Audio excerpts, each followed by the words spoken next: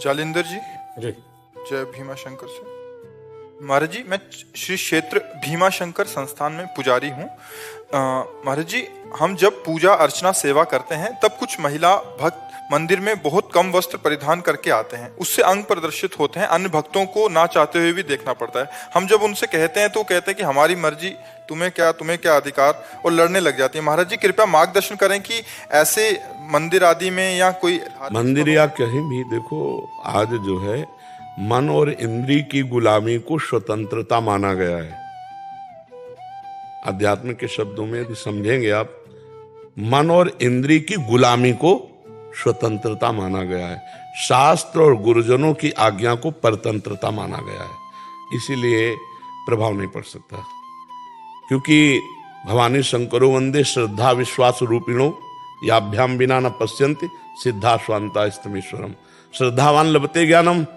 जब श्रद्धा ही नहीं है संत और शास्त्र के वचनों में, तो मन मानी आचरण स्वाभाविक है। अब हमको अपने को बचाना है। यदि मेरी बहन हो तो क्या अपने बहन के अंगों को देखकर मुझे काम आएगा क्या? मेरी बहन बीमार हो, मेरे ही समान और कोई सेवा करने वाला ना हो, यदि मैं उसे शौचाऊं, यदि उसको वस्त्र पहनाऊं, तो क्या काम आ जाएगा क्या? तो मैं अपनी दृष्टि को पावन करूं। अब समाज को पावन करने की सामर्थ्य भगवान में है, या भगवान जिन संतों की वाणी से करवा दें तो है, नहीं तो असंभव सा है, क्योंकि मनमानी आचरणों का बड़ा मनोरंजन चल रहा है। शास्त्र आज्ञा का पालन करना कहीं रह नहीं गया है। अब हम बार बार उसी प्रसंग को फिर सामने लाते हैं। एक बच्चा कई बच्चियों से बॉयफ्रेंड गर्लफ्रेंड का संबंध रखते हैं, बच्चियां, और ब्रेकअप करते हैं। फिर अगले, इसे क्या कहते हैं हमारी शास्त्रीय भाषा में? व्यभिचार।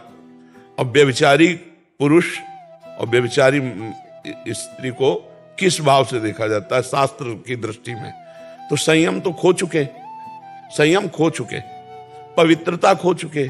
अब ये लज्जाहीन, मर्यादाहीन बुद्धि, ये क्या ऐसा वो सदुपयोग अपने शरीर का या अपने जीवन का कर पाएगी? बस वो तो अब उनके विषय में बोलने का मतलब है अपने को गाली खवाना।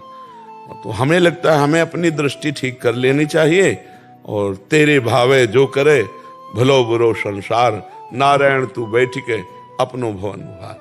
हाँ, तो हमारा शास्त्र और हमारे गुरु जी यही उपदेश करते हैं कि अपने आप को बचा लो।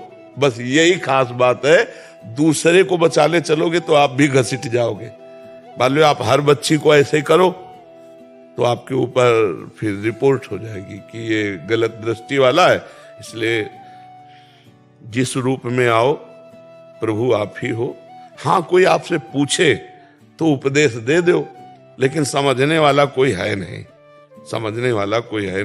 हमको अपने आप को समझाना होगा। आज का समाज, ये सब नौजवान भाई समझ रहे हैं ना, हम इनके चरणों में प्रणाम करते हैं कि भैया आप हमारे ऊपर कृपा करके सुनने आए हो और थोड़ा आचरण बदल रहे हो। मतलब बहुत बड़ा एहसान हम आपका मान रहे कि आप अपने आचरण सुधार रहे, आप साधु संग कर रहे, आप साधु के वचन सुन रहे। नहीं, कलिकाल है भाई, बहुत विचित्र कलिकाल है। ये तो पता नहीं कौन सी लहर चली है कि संतों के प्रति श्रद्धा हो गई। तो इसलिए अपने को सुधारा जाए, समाज को सुधारने की।